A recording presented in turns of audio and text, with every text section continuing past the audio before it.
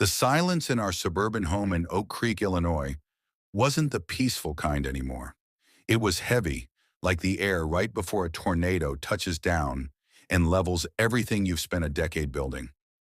I sat at the mahogany dining table, staring at a cold cup of coffee, listening to the muffled sound of Sarah, my wife of 12 years, packing a suitcase upstairs. Every slide of a zipper, every heavy footstep on the hardwood floor above felt like a hammer blow to my chest. Just 20 minutes ago, she had looked me dead in the eye in this very kitchen, the same kitchen where we danced to jazz on Friday nights and planned our future over breakfast, and uttered four words that felt like a death sentence to our marriage: my body, my rules. It wasn't about a medical choice or a fashion statement. It was her justification for a betrayal that defied everything we had promised each other at the altar. It was her way of telling me that the partnership we had built was an illusion and that I no longer had a seat at the table of our shared life. The Oak Creek sun was setting outside, casting long orange shadows across the granite countertops, making the house look like a gallery of things I was about to lose. Before we go deeper into this story, take a second and hit that subscribe button. Give this video a like and let us know where you're watching from. I'm curious to know how far these stories travel. I'm David, and this is how my life turned into a hunt for the truth in a house full of shadows here on Family Secrets and Revenge. If you saw us at the local park or the grocery store in downtown Naperville, you would have thought we were the it couple. I'm a structural engineer, a man who lives by blueprints and solid foundations. I believe in load-bearing walls and the integrity of materials. Sarah was a high-end interior designer, the kind of person who could walk into a cold, empty room and see warmth and potential. We lived in a beautiful colonial with a wraparound porch and a golden retriever named Buster, who used to wait for us at the door with a wagging tail. We were the embodiment of the American dream, or at least the version of it you see on glossy brochures for gated communities. But foundations can have hairline fractures that you don't notice until the whole beam snaps. For us, the fracture started 6 months ago. It was subtle at first, a shift in the atmospheric pressure of our home. Sarah began working late on a massive renovation project for a wealthy client in Chicago's Gold Coast. The late nights turned into weekend site visits, and the Sarah I knew, the woman who loved Sunday brunches and whispered secrets in the dark, started fading away. She was being replaced by a cold, distant stranger who guarded her phone like a state secret and looked at me as if I were a stranger she was forced to share an elevator with.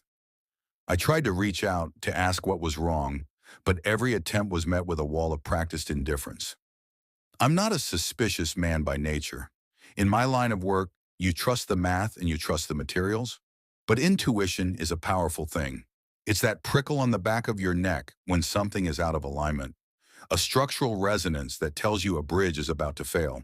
It was a Tuesday night when the veil finally tore. The Illinois humidity was thick, and a thunderstorm was rolling in from the west. Sarah was in the shower, the steam leaking under the bathroom door, and her phone, usually glued to her palm, was buzzing incessantly on the nightstand. It felt like a live wire. I saw a name pop up on the lock screen: Julian. The message read, "The clinic is booked for Thursday. Your secret is safe with me." My heart dropped into my stomach, a cold stone in a sea of adrenaline. Clinic? Secret? Who was Julian? I felt the air leave my lungs. When she stepped out, wrapped in a plush white towel, smelling of the expensive lavender soap I'd bought her for our anniversary, I held the phone up. I didn't shout. I just asked, "Who is Julian, Sarah? And what secret is he keeping for you?" The look that crossed her face wasn't guilt. It was pure, unadulterated coldness. The confrontation was explosive, but not in the way I expected. There were no tears, no desperate pleas for forgiveness. Instead, Sarah went on the offensive, her eyes turning into flint. She stood there in our bedroom, the sanctuary of our marriage, and told me she had been seeing Julian, a friend from her past who understood her in ways I never could. Then came the revelation that broke me. She had made a choice regarding a pregnancy I didn't even know existed. When I asked, my voice trembling with a mix of grief and fury, how she could exclude me from a decision that involved our potential child, she snapped, "It's my life, David, my body, my rules. Now you don't get a vote in my future." The coldness in her voice was sharper than any scalpel.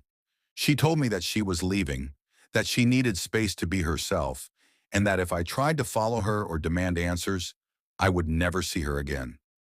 She spoke as if she were terminating a contract, not a 12-year marriage. Before we continue, take a second and share your thoughts so far on the story below. I read every single one. I felt like I was drowning in my own living room. How do you reconcile the person you love with the person who just destroyed your world with a slogan? By the next morning, the house felt hollowed out.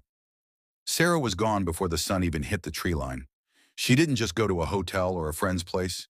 She vanished with a precision that was terrifying. Her side of the closet was a cavernous void, the hangers clinking together in the draft. Her vanity, once cluttered with perfumes and jewelry, was wiped clean. Even the framed photo of our wedding day in Door County was missing from the nightstand.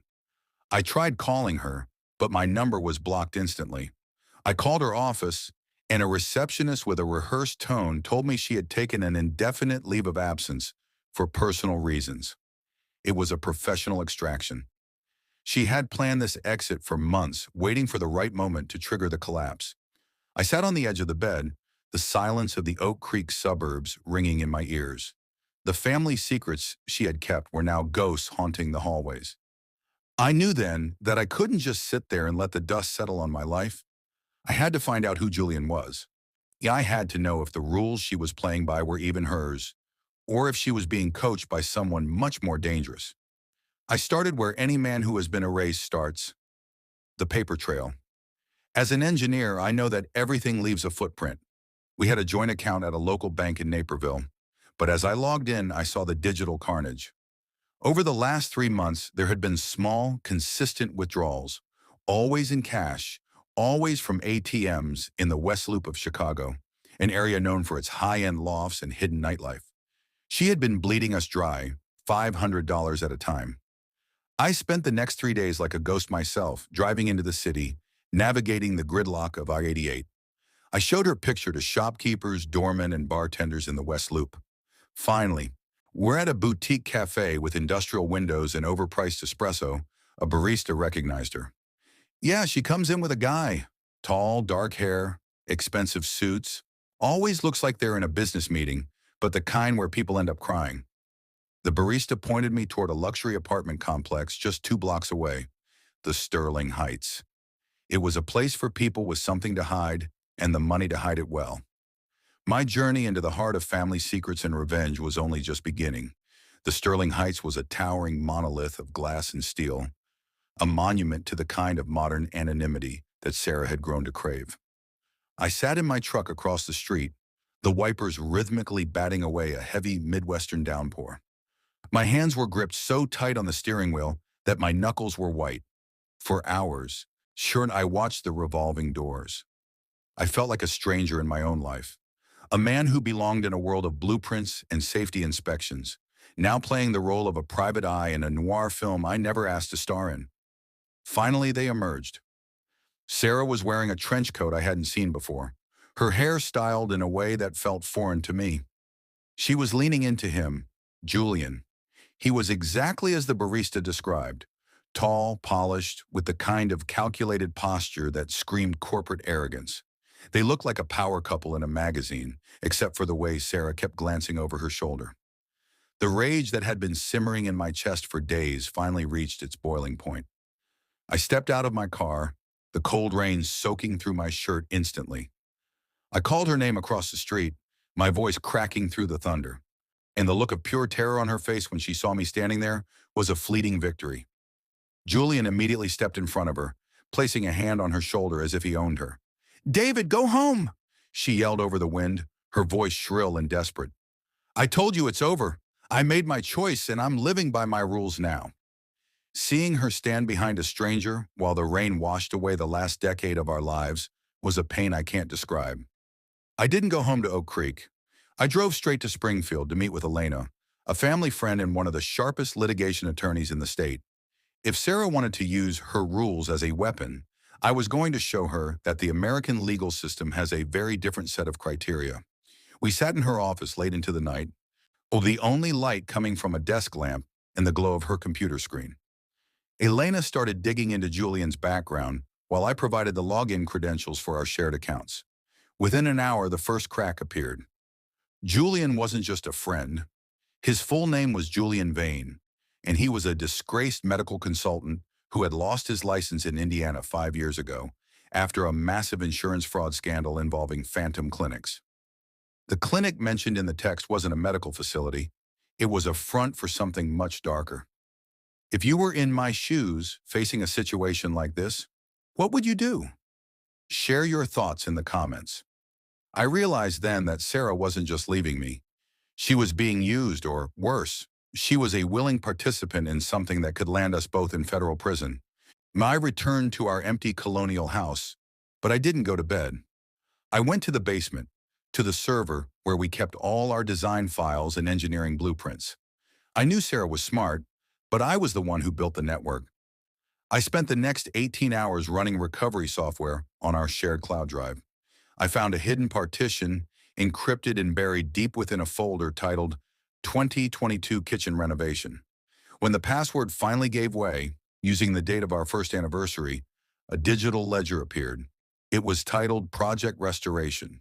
It was a meticulous, day-by-day record of every cent Sarah had diverted from our joint savings, my 401k, and even the trust fund my father had left for our future children. She had been siphoning money into an offshore account in the Cayman Islands, managed by a firm linked to Julian Vane. The total was staggering. She hadn't just been working late in Chicago. She had been systematically deconstructing our financial life, brick by brick.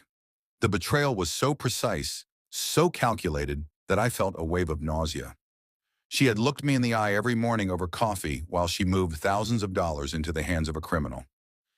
This was the ultimate family secret, and it was sitting right there on my monitor in black and white. As Elena and I dug deeper into Julian's history, the connections became even more twisted. We discovered that Sarah's internship in Indianapolis 10 years ago wasn't at an architectural firm. It was at Julian's previous medical consulting group. They had been partners in crime long before I ever stepped into the picture. My entire marriage, the last 12 years of my life, who felt like a play where I was the only person who didn't know the script. The realization hit me with the force of a structural collapse. Had she ever loved me? Or was I just the solid foundation she needed to hide behind while she waited for Julian to finish his probation? I looked at our wedding photos on the wall and felt like I was looking at a crime scene. She had maintained the perfect veneer of a loving suburban wife while harboring a dark history that was finally catching up to us. Before we go deeper, I would love to hear your point of view. Tell me what part hit you the hardest in my story and share your thoughts in the comments. The psychological weight was becoming unbearable. I wasn't just fighting for my money anymore. I was fighting to reclaim my reality. A week later, Elena's private investigator found them. They weren't at the luxury apartment in Chicago anymore. They had moved to a secluded, mid-century rental property on the outskirts of Rockford. It was a place of peeling paint and overgrown lawns, the kind of house where people go when they are planning their final exit. I drove out there on a Friday night, the moon hidden behind a thick blanket of Illinois clouds. I sat in my truck, parked a street over, and walked through the woods to get a view of the back of the house. Through the uncurtained windows, I saw Sarah. She wasn't the polished designer I knew. She looked haggard, her eyes red-rimmed as she stared at a laptop. Julian was pacing behind her, gesturing wildly. On the table between them were stacks of printed documents, new identities, passports, and corporate filings for a company in Delaware. They were using my social security number as the primary guarantor for a $1 million business loan. They weren't just taking my past. They were intending to anchor my name to a fraudulent debt that would haunt me for the rest of my life. I couldn't stay in the shadows anymore. The phrase, "my body, my rules," kept looping in my brain like a broken record. It was the ultimate irony. She had used a slogan of personal empowerment to justify a life of theft and deception. I walked up to the front porch, the wood groaning under my weight. I didn't knock. I didn't call the police yet. I just stood there staring through the glass door until Sarah looked up. When our eyes met, the mask finally fell off. There was no more "my rules" talk. There was only the raw, naked fear of a woman who knew her house of cards was about to come down. I held up the printed ledger from Project Restoration against the glass. The color drained from her face, making her look like a ghost in the flickering light of the living room. I didn't need to say a word. The silence between us, separated by a thin pane of glass, was the final chapter of our marriage. I had spent 12 years building a life with a woman who didn't exist, and in that moment, here on Family Secrets and Revenge, I was finally ready to burn the blueprints down. The front door creaked open, and the cold Rockford air rushed into the house, bringing with it the scent of wet pine and the inevitable weight of the law. I stepped into the foyer, my heart hammering a frantic rhythm against my ribs. Julian didn't look like the polished executive I'd seen in Chicago. His suit was wrinkled, his tie loosened, and his eyes were darting around like a trapped animal. He tried to puff out his chest, stepping forward to block my path to Sarah. "You're trespassing, David," he sneered, but the tremor in his voice betrayed him. I ignored him, looking directly at Sarah. She was shaking, her hands clutching the edge of the kitchen island. "It was never about your rules, and was it, Sarah?" I asked, my voice surprisingly calm. I walked over, kicked it open, and a single passport and a thick envelope of cash spilled out. Sarah gasped.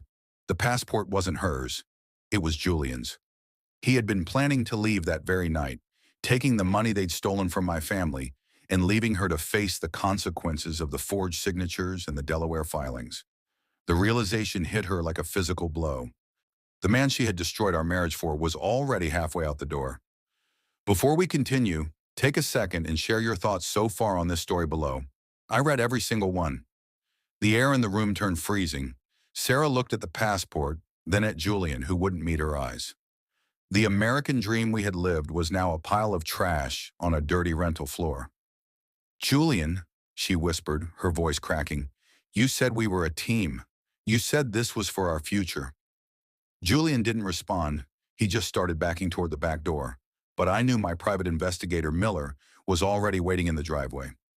I felt a strange sense of detachment as I watched the woman I had loved for 12 years realize she had been nothing more than a convenient fall girl. She had weaponized the language of autonomy to keep me at arm's length, never seeing that the man she was freeing herself for was a predator who specialized in women with something to hide. I pulled out my phone and held it up. "The police are 3 minutes out, Sarah. Elena has already turned over the Project Restoration ledger to the DA. It's over." The smugness that had defined their secret life evaporated, replaced by the grim, gray reality of a suburban life gone horribly wrong. The next few hours were a blur of flashing blue lights and the cold, metallic click of handcuffs. I sat on the tailgate of my truck, watching as the Rockford police led Sarah and Julian out in separate cars. Sarah looked at me one last time, not with the fire of my body, my rules, but with a hollow, haunted expression of someone who had lost everything. Once the investigation that followed was massive, because they had used my social security number to attempt $1 million fraud, the FBI became involved. They uncovered a web of phantom clinics and shell companies stretching from Indianapolis to the Caymans. It turned out Julian hadn't just been stealing from me. He had been using Sarah's interior design business to launder money for a larger criminal syndicate. The medical clinic was actually a front for a pharmaceutical fraud ring. My wife hadn't just had an affair. She had become an operative in a world I didn't even know existed. If you were in my shoes facing a situation like this, what would you do? Share your thoughts in the comments. The legal battle in downtown Chicago lasted for nearly a year. I spent countless hours in sterile, glass-walled conference rooms, surrounded by stacks of bank statements and forged documents. During Sarah's deposition, the truth finally came out in a way that left me numb. Under oath, she admitted that the pregnancy she had used to justify her disappearance was a lie. She had used it as the ultimate emotional shield, knowing I was a man of principle who would respect her space if she framed it as a matter of her rules. She had gambled on my respect for her autonomy to buy herself time to finalize the wire transfers. Hearing her admit to weaponizing the most sacred possibility of our marriage for the sake of a bank balance was the final nail in the coffin. The family secrets weren't just about money, they were about the absolute erosion of a human soul. As I sat across from her, I didn't see the woman I married in that chapel in Door County. I saw a stranger who had perfected the art of the con. This was the dark heart of family secrets and revenge. The day the verdict was read in Cook County, the sky was a dull, heavy gray. Julian had already taken a plea deal, selling Sarah out for a reduced sentence. Just as I knew he would, Sarah was sentenced to 8 years for her role in the fraud and identity theft. As she was led away, the courtroom was silent. I didn't feel the surge of triumph I expected. I just felt an immense, soul-deep exhaustion. The my body, my rules defense had been exposed as a hollow mask for greed. I walked out of that courthouse, past the journalists and the curious onlookers, and kept walking until I reached the lakefront. I watched the waves of Lake Michigan hit the concrete, thinking about the blueprints of my life.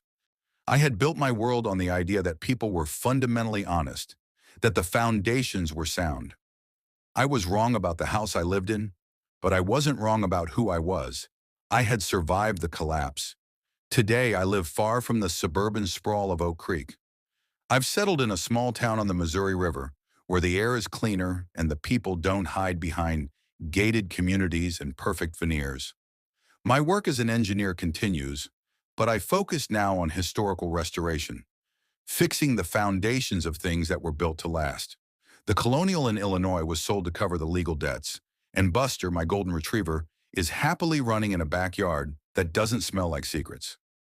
Sarah writes to me sometimes from the federal facility in Pekin, but I never open the envelopes. I don't need to hear her rules anymore. And I've realized that the greatest revenge isn't a prison sentence. It's the ability to wake up in the morning and know exactly who you are, without a single lie holding you down. I'm David, and I'm finally standing on solid ground. Before we go deeper into the end of this journey, I would love to hear your point of view. Tell me what part hit you the hardest in my story and share your thoughts in the comments. Thank you so much for joining me today on Family Secrets and Revenge. This story has been a long and painful journey of betrayal, but it's a reminder that the truth always finds its way to the surface. If David's story moved you or made you look at your own foundations a little closer, please give this video a like and hit that subscribe button for more deep dives into the secrets that tear families apart. I read every single one of your comments, so please share your overall thoughts on the case below. Until next time, stay vigilant and remember, not every secret stays buried.